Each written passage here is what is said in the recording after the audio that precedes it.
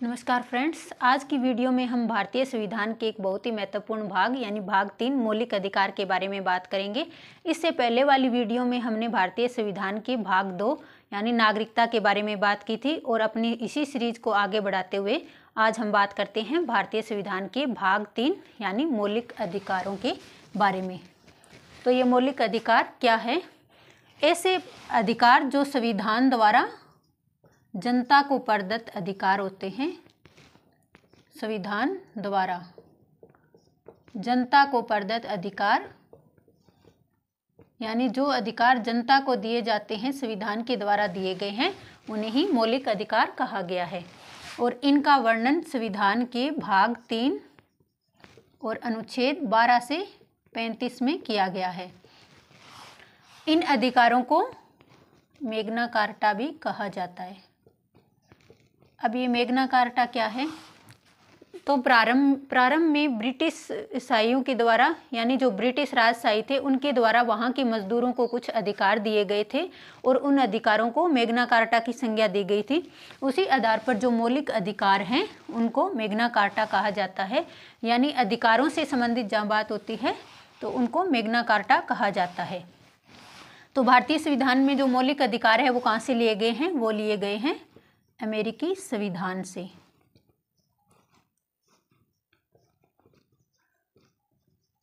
अमेरिकी संविधान से भारतीय संविधान में कुल 6 मौलिक अधिकारों के बारे में बात की गई है। अगर हम बात करें मूल संविधान की तो मूल संविधान में कुल 7 मौलिक अधिकार थे। कितने थे? 7। लेकिन बाद में 1978 में 44वें संविधान संशोधन के द्वारा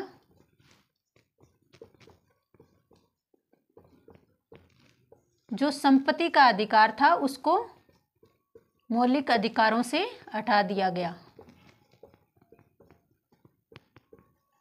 और उसको भारतीय संविधान के अनुच्छेद 300A में रखा गया और उसको एक कानूनी अधिकार बना दिया गया।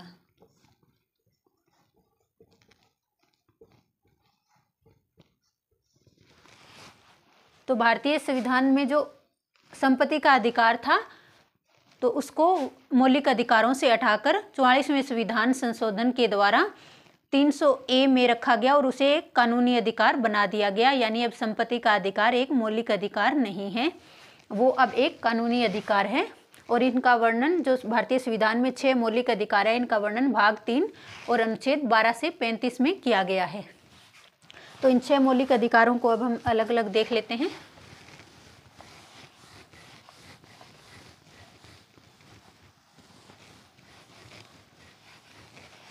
सबसे पहला जो है वो है समानता का अधिकार।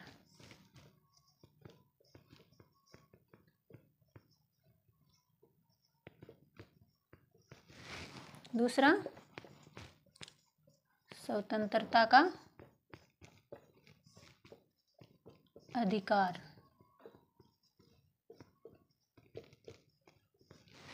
तीसरा शोषण के विरुद्ध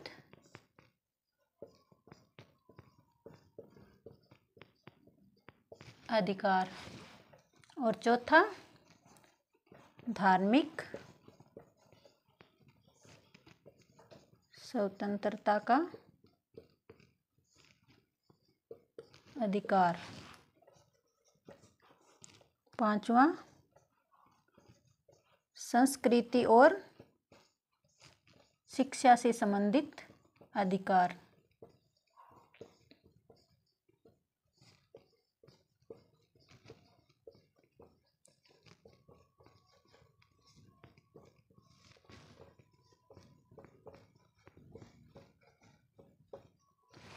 और छठा है संवैधानिक उपचारों का अधिकार।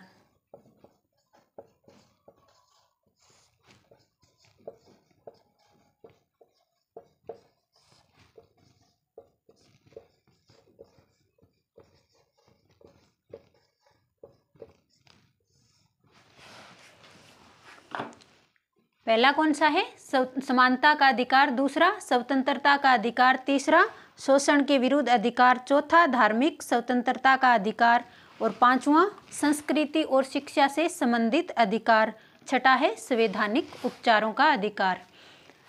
तो समानता के अधिकार का वर्णन किया गया है अनुच्छेद 14 से 18 में और स्वतंत्रता के अधिकार का 19 से 22 में। शोषण के विरुद्ध का अधिकार 23 और 24 में। धार्मिक स्वतंत्रता का अधिकार 25 से 28 में और संस्कृति और शिक्षा संबंधी अधिकार 29 और 30 में और संवैधानिक उपचारों का अधिकार, इसका वर्णन है 31 और 32। सबसे पहले समानता का अधिकार है, इसका वर्णन 14 से 18 में और स्वतंत्रता का 19 से 22 में। शोषण के विरुद्ध अधिकार 23 से 24 में।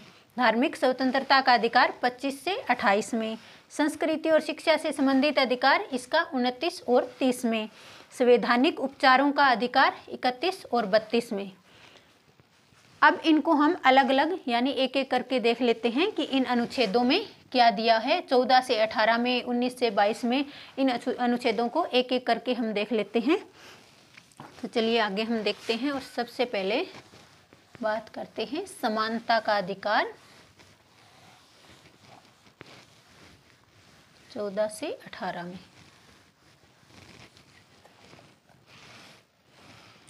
तो सबसे पहले हम 14 इसमें दिया गया है विधि के समक्ष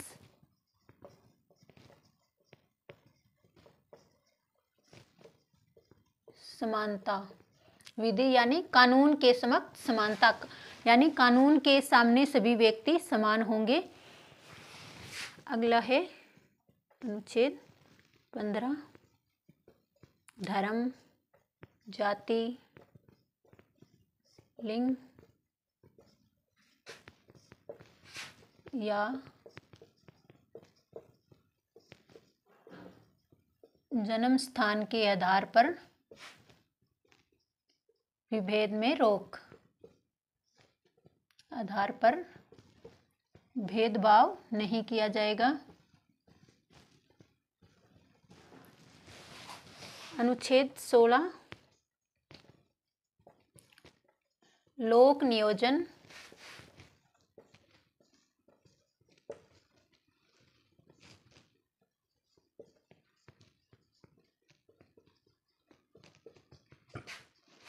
पर समानता। लोक नियोजन के आधार पर समानता यानी सरकारी नौकरियों में भेदभाव को वर्जित किया गया है। 17वां है अस्पृश्यता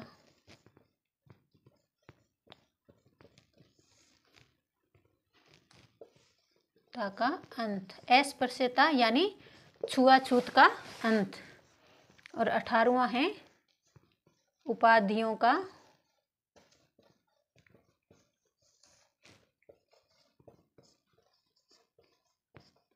अंत।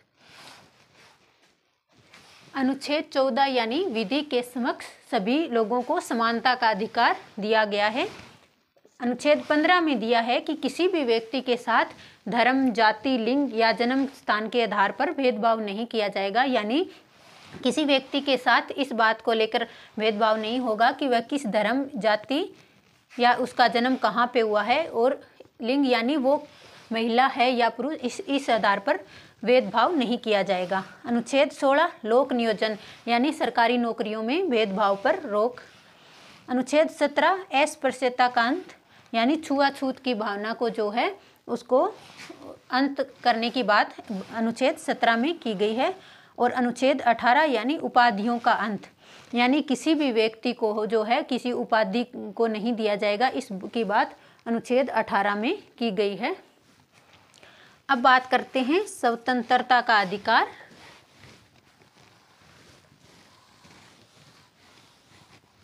जिसका वर्णन अनुच्छेद 19 से 22 में किया गया है। तो अनुच्छेद 19 में कहा गया है अभिव्यक्ति की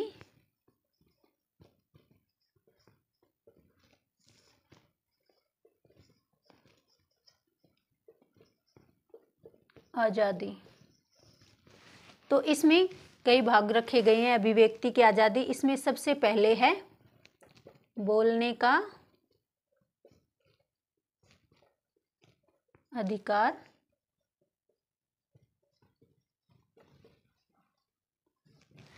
और दूसरा है शांतिपूर्ण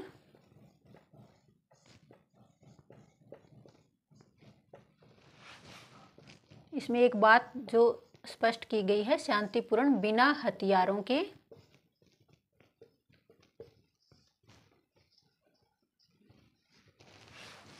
यानी शांतिपूर्ण बिना हथियारों के शांतिपूर्ण रूप में एकत्रित होने का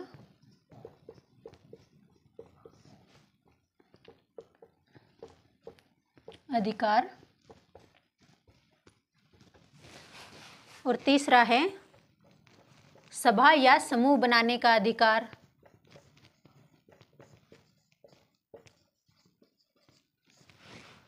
और चौथा है भारत में कहीं भी निवास।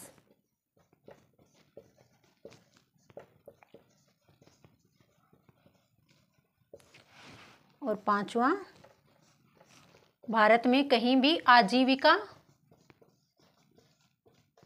यानी रोजगार पाने का अधिकार। तो चलिए इनको हम एक बार अच्छे से समझ लेते हैं। अनुच्छेद 19 से 22 में स्वतंत्रता के अधिकार के बारे में बताया गया है, और सबसे पहले अनुच्छेद 19 में दिया गया है अभिव्यक्ति की आज़ादी, और इनमें 5 चीज़ों का वर्णन किया गया है।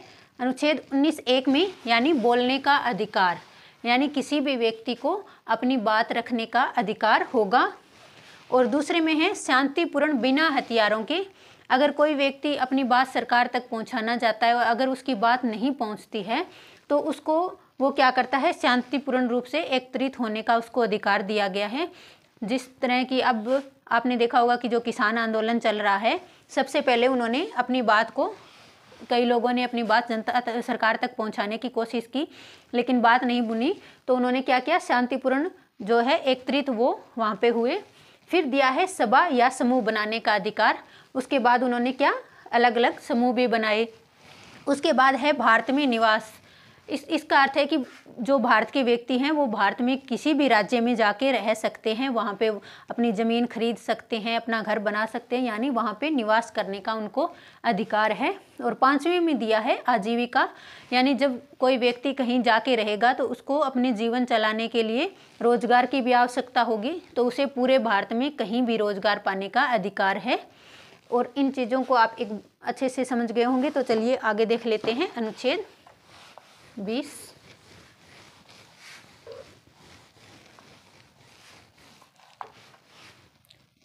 अनुच्छेद 20 में बात की गई है अपराध के संबंध में दोष सिद्धि का अधिकार।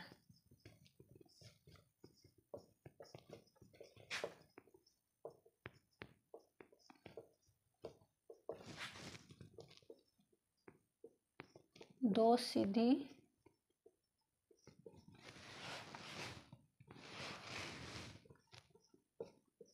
से दोष सिद्धि से संरक्षण का अधिकार।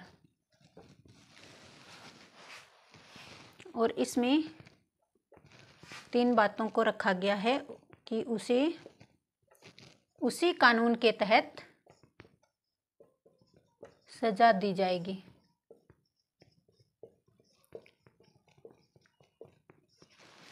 इसका अर्थ है कि अगर कोई व्यक्ति, मान लीजिए उसने 2020 में कोई भी अपराध किया है और उस पर जो मुकदमा चल रहा है और उसे 2025 में सज़ा सुनाई जाती है, तो उसे वही सज़ा सुनाई जाएगी जिसका प्रावधान कि 2020 में था। मान लीजिए कोई व्यक्ति अपराध करता है और 2020 में उस अपराध की सज़ा 5 वर्ष है, लेकिन 2025 में अगर सज़ा सुनाई जाती है और उस समय उस सज़ा का प्रावधान 10 वर्ष है, तो उसे 5 वर्ष की सज़ा दी जाएगी, क्योंकि उसने अपराध 2020 में किया है, न कि 2025 में। दूसरा है खुद के विरुद्ध गवाही देने के लिए बाध्य नहीं किया जाएगा, यानी किसी भी व्यक्ति को खुद के विरुद्ध गवाही देने के लिए बाध्य नहीं किया जाएगा।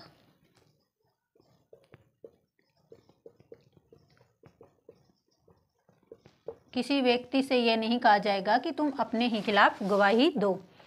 और तीसरा है, एक अपराध के लिए एक ही बार सजा।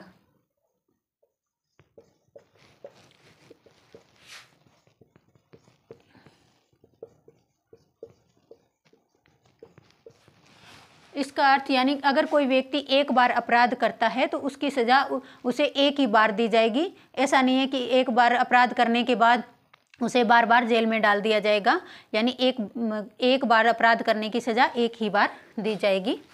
अब बात करते हैं अनुच्छेद 21, जो कि बहुत ही महत्वपूर्ण अनुच्छेद है। अनुच्छेद 21 प्राण और दैहिक स्वतंत्रता का अधिकार।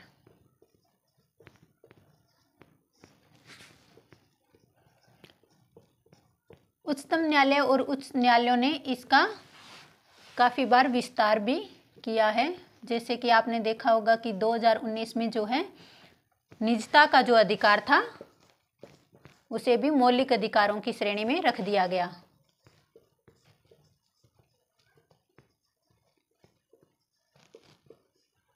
और इसका काफ़ी बार जो है विस्तार भी किया गया है। जैसे स्वच्छ वायु लेने का अधिकार, स्वच्छ पानी पीने का अधिकार, इन सब अधिकारों को प्राण और दैहिक स्वतंत्रता का अधिकार, जिसे कि जीवन जीने का अधिकार भी कहा जाता है। इसे क्या कहा जाता है? जीवन जीने का अधिकार।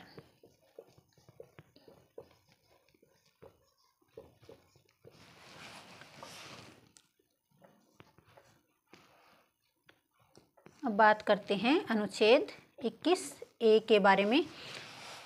भारतीय संविधान का जो मूल संविधान था उसमें अनुच्छेद 21A नहीं था। इसे बाद में 86वें संविधान संशोधन के द्वारा और 2002 में जोड़ा गया। और इसमें क्या कहा गया है? इसमें कहा गया है कि 6 से 14 वर्ष के जो बच्चे हैं उन्हें निःशुल्क शिक्षा का जो अधिकार है वो अनुच्छेद 21A में 86वें संविधान संशोधन के द्वारा 2002 में रखा गया था। और ये इसको क्या कर दिया गया? अनिवार्य निःशुल्क शिक्षा। 21 में क्या है? प्राण और दैहिक स्वतंत्रता का अधिकार। और 21A में 6 से 14 वर्ष के जो बच्चे हैं उनके लिए निःशुल्क शिक्षा को अनिवार्य कर दिया गया है। और अब बात करते हैं अनुच्छेद 22 की।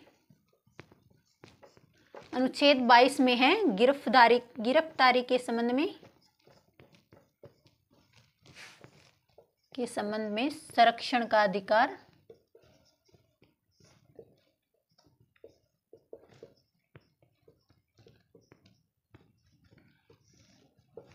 अनुच्छेद 20 में दिया था अपराध के संबंध में संरक्षण का अधिकार, और अनुच्छेद 22 में दिया है गिरफ्तारी के संबंध में संरक्षण का अधिकार। अनुच्छेद 20 अपराध का आएगा अनुच्छेद 20 में, यानी अनुच्छेद 22 से पहले ही आ जाएगा अपराध। अगर कोई व्यक्ति अपराध करेगा तो उसके बाद ही तो गिरफ्तारी होगी, तो पहले आता है अपराध का और अनुच्छेद 22 में बाद में गिरफ्तारी के संबंध में। तो इसमें क्या क्या प्रावधान दिए हैं? सबसे पहले है कारण पूछने का अधिकार। अगर किसी व्यक्ति को गिरफ्तार किया जाता है तो उसे ये अधिकार है कि उसे किस बात के लिए गिरफ्तार किया जाता है उसका कारण पूछने का अधिकार होगा। और दूसरा है 24 घंटे में मजिस्ट्रेट के सामने पेश करने का अधिकार। और इसमें एक शर्त रखी गई है कि जो आवागमन का समय है उसको शामिल नहीं किया जाएगा। यानी जब किसी व्यक्ति को लेकर जाते हैं तो वो टाइम जो है लेकर जाने का उसको उसमें शामिल नहीं किया जाएगा। 24 घंटे का जो समय दिया गया है। और तीसरा है मनपसंद कानूनी सलाह। यानी जिस व्यक्ति को गिरफ्तार किया जाता है उसे अपने पसंद का वकील करने का, उसकी सलाह लेने का अधिकार होगा। ये तीनों प्रावधान अनुच्छेद 22 में किए गए हैं। और अनुच्छेद 23 में क्या है, इसको मिटा देते हैं। अनुच्छेद 23 में दिया है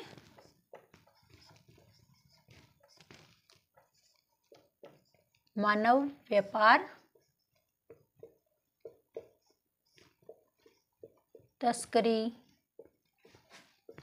या बंधुआ मजदूरी। अनुच्छेद 23 में 2 भाग हैं। पहले में मानव व्यापार, तस्करी, बंधुआ मजदूरी, और अनुच्छेद 24 में है 14 वर्ष से कम आयु के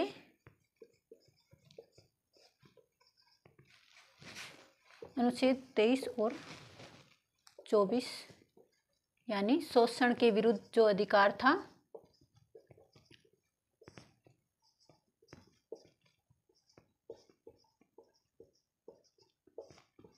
शोषण के विरुद्ध अधिकार, उसमें 2 अनुच्छेद आते हैं, अनुच्छेद 23 और अनुच्छेद 24।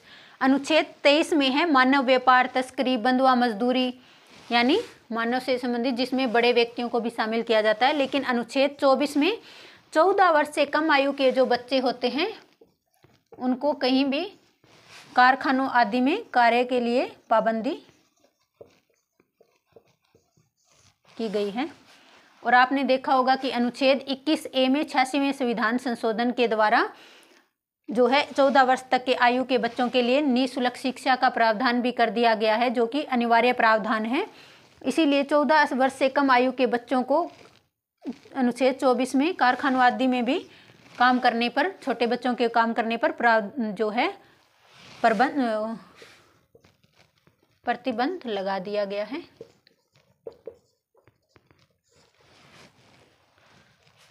तो आज हमने बात कर ली संविधान के 3 मौलिक अधिकारों के बारे में, और ये 3 आप अगर अच्छे से समझ जाते हैं तो उसके बाद आगे के 3 को भी समझना आसान हो जाएगा। तो अगले 3 जो अनुच्छेद होंगे उन तीनों अनुच्छेदों को हम अगली वीडियो में बात करेंगे। आज हमने बात कर ली भारतीय संविधान का जो पहला भाग है समानता का अधिकार, दूसरा स्वतंत्रता का, और तीसरा शोषण के विरुद्ध अधिकार, और 3 जो मौलिक अधिकार रहते हैं उनका हम अगली वीडियो में बात करेंगे। और तीनों को आप एक बार अच्छे से याद कर लीजिएगा ताकि आगे आने वाले 3 हैं वो भी आपको अच्छे से समझ में आ जाएं। तो आपको हमारी वीडियो कैसी लगी है ये कमेंट करके बताएं। बहुत बहुत धन्यवाद।